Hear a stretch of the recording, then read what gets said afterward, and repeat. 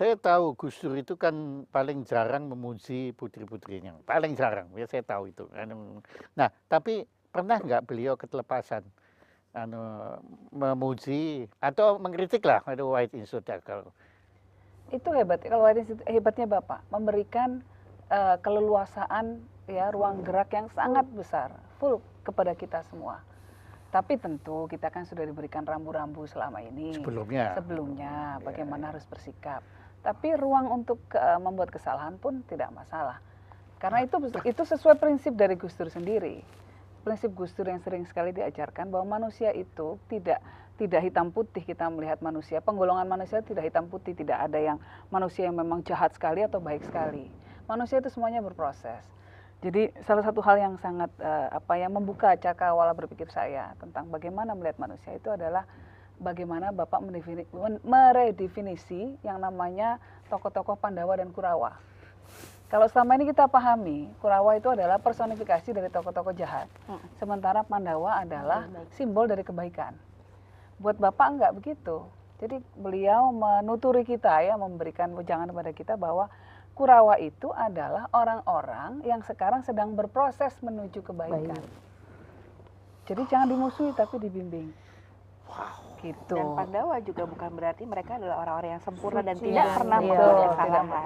Tapi bedanya adalah Pandawa pada saat membuat kesalahan mereka menyadari, menyesali dan malu dan kemudian tidak mau melakukannya lagi.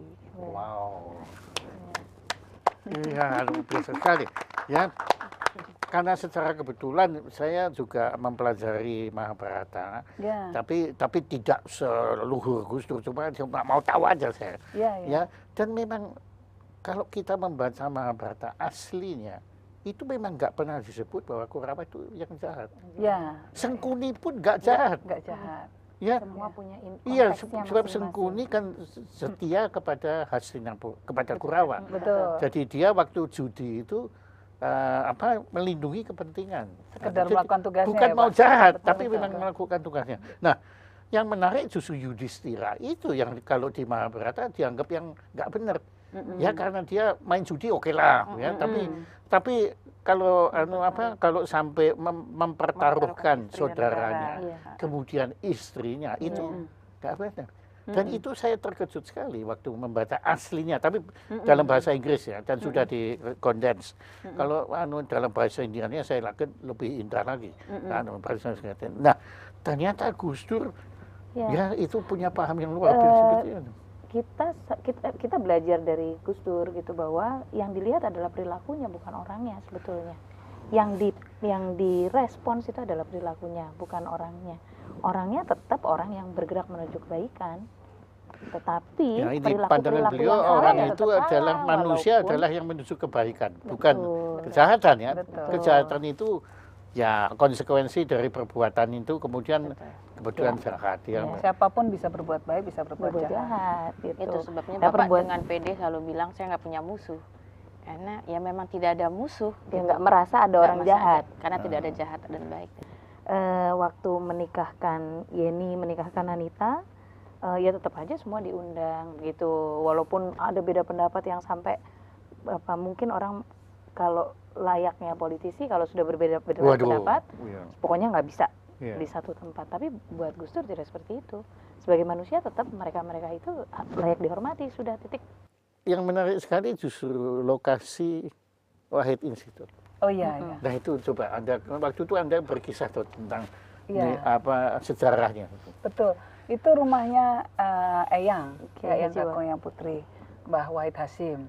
Jadi ketika ya itu tadi Indonesia masih muda. Wahid Hasyim itu ada betul ya.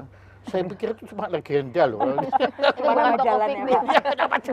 Karena meninggalnya masih muda sekali, umur 37 tahun. 38 ya? 38 tahun. Itu Eyang Kakung. Itu ayahnya langsung. Gus Dur. Gus Dur ada dalam kecelakaan itu. Iya, yang umur berapa? 13 tahun. 13 ya. Dan dia lihat sendiri. Iya, terlibat di dalam kecelakaan itu. Yang menarik sih sebenarnya pada saat pulangnya. Jadi waktu itu Gus Dur pernah cerita kepada V.S. Naipaul. Itu dia cerita bahwa pada saat waktu itu Eyang Kakung kan dimasukkan ke Borromeus Kemudian setelah dinyatakan meninggal dibawa ke Jakarta, dan pada saat iring-iringan jenazah Eyang Kakung itu keluar, itu Gus Dur bilang ada mungkin sekitar 4 kilo orang yang berdiri. memberikan penghormatan terakhir. Lalu saat itu Gus Dur berpikir, apa yang lebih baik daripada dihormati dan daripada dicintai oleh begitu banyak orang, dan itu yang kemudian jadi apa ya, Aspirasi. fundamen dan inspirasi. Dan ya kita tahu Tindakan sendiri bagaimana waktu beliau wafat. Ya. Aduh, saya itu datang ke sana nggak bisa pulang. Oh. Ya karena ya, Nggak ada ya ongkos. datangnya bisa. Nggak ada ongkos atau gimana? Enggak, sudah dapat malah saya ingat sekali waktu itu saya merasa berjasa sekali karena bisa ngajak Pak Habibie nerobos. Nah, bukan main kan, Atau karena jangan-jangan kita Pak Jaya nunut Pak Habibie. enggak, waktu itu saya yang Pak Jaya anu, lebih terkenal dibanding Pak Habibie. Iya betul, waktu itu Padahal Pak belum Habibie dibikin kasihan filmnya loh. sekali loh. Waktunya dia cuma di pojok gitu. Bang, ngapain di sini? Iya, ayo, nembus. Iya. Dan itu saya ingat benar, nah, madu itu masih bisa nembus karena orang datang belum terlalu banyak. Ya. Setelahnya Setelah keluarnya itu nggak bisa, akhirnya si beliau saya tinggal, dia keluar sendiri, saya keluar sendiri. Dan Iya. dan dari parkir nggak bisa Nggak keluar, bisa. nggak bisa Iya. keluar. Itu buat kita itu kan menunjukkan bagaimana orang Iya. mencintai. Dan bukan Itu, berhenti ya. sampai sekarang loh. Sampai Iya, sekarang, sampai sekarang saat kan. ini Ya. saat ini saja sudah mulai berdatangan undangan untuk peringatan wafatnya Gus Dur yang keempat bulan Desember. Jadi sudah ada permintaan kita untuk bicara di mana. Jadi Itu masyarakat acara yang- mengadakan Itu masyarakat perayaan, sendiri yang mengadakan. perayaan sendiri. Ya apa sih sebetulnya yang paling berharga buat anak-anak gitu ya, selain melihat begitu banyak orang mendoakan orang tuanya, kan kita kan jadi lega gitu bahwa Aduh, ya. Nah kembali lagi tadi gedung itu. Oh iya, gedung. Yang milih itu siapa? Jadi rumah itu memang menjadi headquarter kita, menjadi markasnya White Institute Nah memang ya, di situ. itu siapa yang milih? Kami dulu minta izin kepada Bapak, minta izin Bapak boleh nggak ditempati. Gitu. Kebetulan rumahnya kosong pada waktu itu. Terus ya sama Bapak Waktu diperbolehkan. itu dalam arti kosong, itu nggak ada yang Dulu itu ditempati tante saya, tapi setelah itu beliau pindah. tante yang mana? Tante saya adiknya Bapak, yang Yang- adanya bapak langsung Ibu yang- Aisyah Hamid. Ibu Aisyah Yang Hamid. Golkar. Ya, Ah, betul. itu. Iya. Saya kan selalu bingung. "Loh, kok Golkar adiknya Gus Dur?" bingung saya. Ya oke. Iya. Kan lengkap. Nah terus Setelah itu ya kita minta izin untuk di situ ya, karena kami merasa bahwa spirit dari rumah itu, spirit sejarahnya, ya nilai historisnya, kemudian nilai perjuangannya begitu kental, ini bisa menjadi semangat kita, membantu semangat kita untuk terus berjuang ke depan. Akhir tahun 70-an, tahun 80-an itu anak-anak muda NU itu berkumpulnya di sana. Termasuk juga anak-anak muda yang akhirnya nantinya akan membuat forum demokrasi itu Pak. Seperti Pak Marsilam itu juga mainnya di situ alumni gitu. gitu ya. Gus Dur? Iya, dengan Gus Dur. Kan ada Gus Main Dur, bolanya di ada- taman depan itu, main Iya. bola waktu masih Jadi kecil-kecil. Oh main memang- bola kan? Iya. Memang disebut sebagai rumah pergerakan sebetulnya Oh, ya? oleh Iya. oleh aktivis-aktivis muda waktu itu. Begitu. Jadi ya kalau sekarang ditempati oleh White Institute ya semangat itu kan terjaga gitu daripada.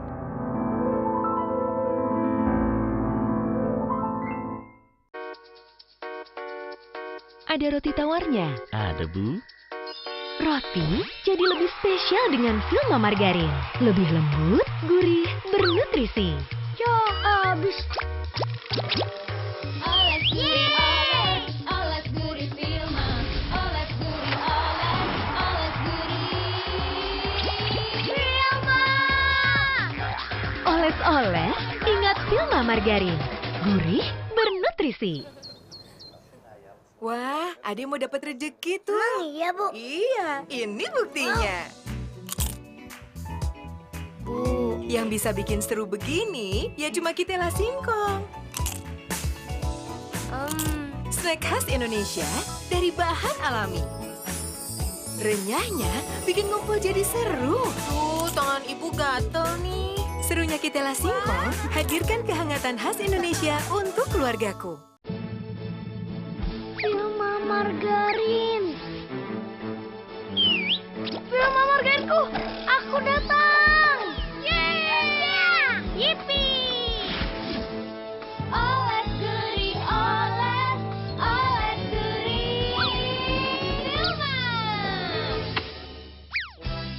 Rasakan lembutnya Vilma Margarin.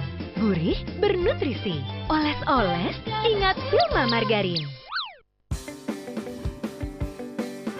Hari-hari yang gue jalanin, kadang di atas,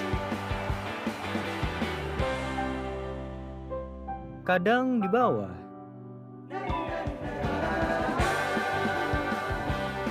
But that's life. It's never flat. Just enjoy it. Naik turunnya hidup lo, itulah inspirasi kelezatan Citato. Life is never flat.